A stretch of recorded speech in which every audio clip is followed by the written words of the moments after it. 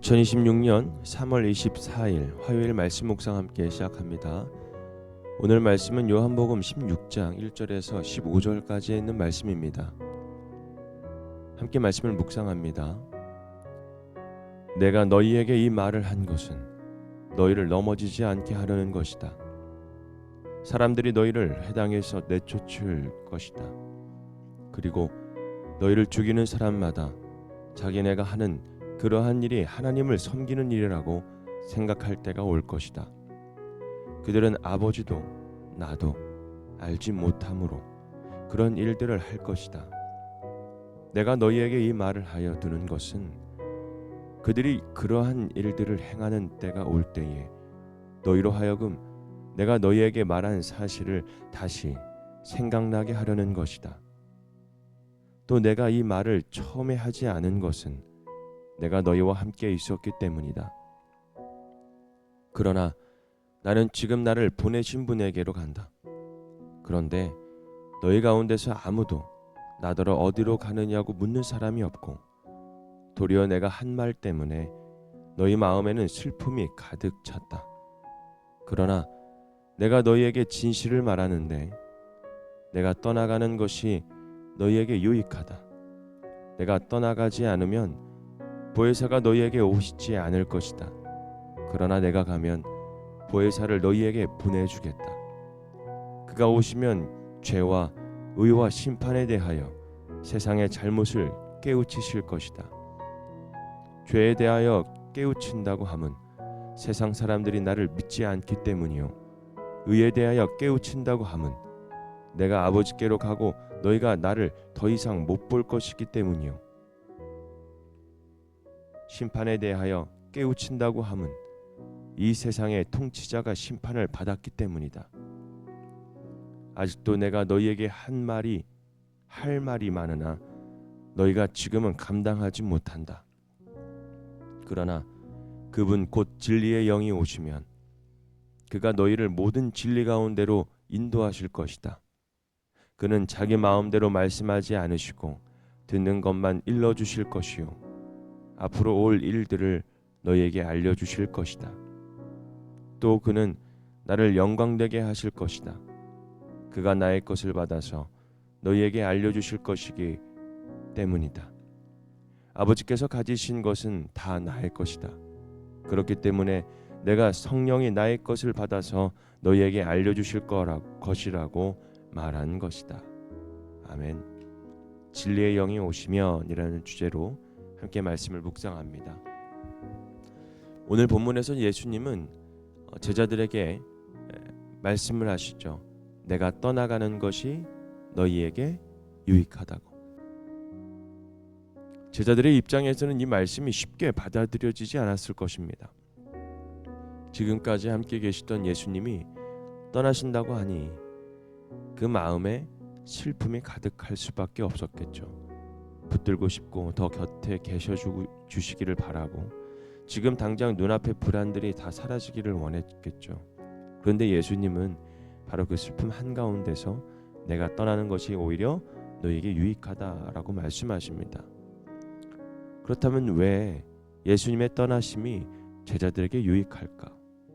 그리고 왜 상실처럼 보이는 그 일이 사실은 하나님의 더 깊은 은혜의 길이 될 수 있다고 우리에게 말씀하시는 걸까? 오늘 본문은 그 질문에 대한 답을 우리에게 알려주고 있습니다. 예수님은 제자들을 홀로 두고 떠나시는 것이 아니라 보혜사 곧 성령님, 진리의 영을 보내셔서 그들을 넘어지지 않게 하시고 진리 가운데로 인도하시고 끝까지 붙드신다는 것을 우리에게 알려주고 있습니다. 그래서 오늘 말씀을 통해서 진리의 영이 오시면 우리의 삶에 어떤 일이 일어나는가를 함께 말씀을 통해서 묵상해 나아갔으면 좋겠습니다. 먼저 진리의 영이 오시면 우리는 넘어지지 않게 됩니다. 예수님은 먼저 이렇게 말씀하셨죠. 내가 너희에게 이 말을 한 것은 너희를 넘어지지 않게 하려는 것이다. 예수님은 제자들에게 좋은 말만 하지 않으셨어요. 앞으로 회당에서 쫓겨날 수도 있고 심지어 죽임까지 당할 수도 있다고 말씀하셨습니다. 그러니까 세상은 그것을 하나님을 섬기는 일이라고까지 착각할 것이라고 하셨죠. 이 말씀은 제자들을 더 두렵게만 하는 말씀이었어요. 그런데 오히려 이 말씀을 미리 하심으로써 그 일이 닥쳤을 때에 무너지지 않게 하시려는 것이었죠. 우리도 마찬가지입니다. 신앙생활을 하다 보면 믿음으로 산다고 해서 모든 길이 쉽게 열리는 것은 아닙니다. 오히려 오해를 받을 때도 있고 손해를 보는 것처럼 느껴질 때도 있습니다. 또 마음이 흔들릴 때도 있죠. 그런데 중요한 건 주님께서 우리에게 어려움이 없을 것이라고 약속한 것이 아니라 어려움 속에서도 넘어지지 않도록 붙드시겠다라고 약속하셨다는 겁니다. 그러니까 성령님은 우리가 현실을 모른 척하게 하시는 분이 아니라 현실을 정직하게 보게 하시면서도 그 현실보다 더 크신 하나님의 뜻을 붙들게 하신다는 겁니다. 지금 마음이 흔들리고 계신다면 한번 기억해 보십시오. 성령님은 우리를 편한 길로만 이끄시는 분이 아니라 넘어지지 않도록 붙드시는 분이십니다. 두 번째로 진리의 영이 오시면 우리는 죄와 의와 심판을 바르게 보게 됩니다. 8절 이하에 보면 부활의 성령님께서 오실 때 죄와 의와 심판에 대하여 세상의 잘못을 깨우치실 것이라고 말씀하셨습니다. 왜냐하면 사람은 스스로는 진실을 잘 보지 못하기 때문입니다. 우리는 자주 자기 감정으로 판단하고 자기 기준으로 옳고 그름을 잽니다. 세상이 말하는 성공과 실패를 따라 흔들죠. 그런데 성령님이 오시면 우리 눈을 열어 무엇이 진짜 문제인지, 무엇이 진짜 의인지, 무엇이 이미 심판받은 것인지를 보게 하십니다. 예수님은 말씀하십니다. 죄란 결국 예수님을 믿지 않는 것, 의란 예수님께서 아버지께로 가심으로 그분이 참으로 의로우신 분임을 드러나는 것, 심판이란 이 세상의 통치자가 이미 심판을 받았다라는 것. 여러분 이 말은 무슨 뜻일까요? 그러니까 성령님은 우리에게 단순히 착하게 살라라고만 말씀하시는 분이 아니라 예수님을 중심으로 모든 것을 다시 보게 하시는 분, 그것을 우리에게 깨닫게 해주시는 것입니다. 성령님이 역사하시면 우리는 단지 남의 잘못만 보지 않게 됩니다. 먼저 내 안에 완고함, 내 안에 불신앙, 내 안에 자기 중심적인 생각들, 또 세상이 말하는 기준이 아니라 예수 그리스도를 기준으로 삶을 분별하게 됩니다. 그래서 성령의 인도하심을 받은 사람은 점점 더 비난하는 사람이 아니라 분별하는 사람이 되고, 정죄하는 사람이 아니라 회개하는 사람이 되며, 혼란한 세상 가운데서도 복음의 기준을 붙드는 사람이 됩니다. 우리에게 정말 필요한 것은 여러분 정보가 아니라 분별이에요.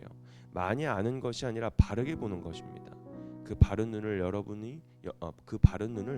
우리가 열 수 있는 그 성령님을 우리가 늘 사모하며 우리 가운데 초청하시기를 바랍니다.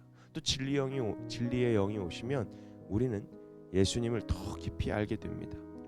예수님은 계속해서 이렇게 말씀하시죠. 진리의 영이 오시면 그가 너희를 모든 진리 가운데로 인도하실 것이다. 오늘 본문의 13절에 있는 말씀입니다. 여기에서 중요한 것은 성령님의 역할이죠. 성령님은 자신을 드러내려 하지 않으시고 자기 마음대로 말씀하지 않으시고 들은 것을 말씀하시고 예수님의 것을 받아 우리에게 알리십니다. 그리고 결국 예수님을 영광스럽게 하시죠. 여러분 이것이 성령님의 가장 분명한 특징입니다. 성령님은 우리를 혼란으로 끌고 가지 않으십니다. 예수님에게서 멀어지지 않게 하시고 오히려 우리 안에서 예수님의 말씀이 살아 움직이게 하시고 예수님이 누구신지를 더 선명하게 알게 하십니다. 우리는 때때로 하나님의 뜻이 무엇일까? 지금 어떻게 살아야 될까? 지금 내 삶에 무엇이 맞는 방향일까? 라는 질문들을 하게 됩니다. 그런데 그때 성령님은 우리를 막연한 감정으로만 이끄시지 않고 예수님의 말씀 안으로, 예수님의 성품 안으로, 또 예수님의 길 그 안으로 우리를 이끌어 가십니다. 그래서 성령 충만함은 여러분 단순히 감정이 뜨거워지는 것이 아니에요. 예수님을 더 사랑하게 되고 예수님의 말씀을 더 신뢰하게 되고 예수님의 길을 따라 살고 싶어지는 것.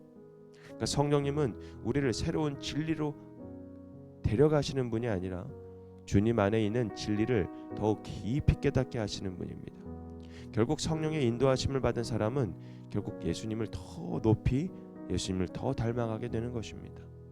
여러분, 오늘 본문은 예수님의 떠나심이 결코 제자들을 버리심이 아니었다라는 것을 우리에게 보여주고 있습니다. 오히려 더 가까이, 더 깊이, 더 분명하게 함께 하시기 위한 그 하나님의 계획이었다라는 사실을 우리가 깨달아야 합니다.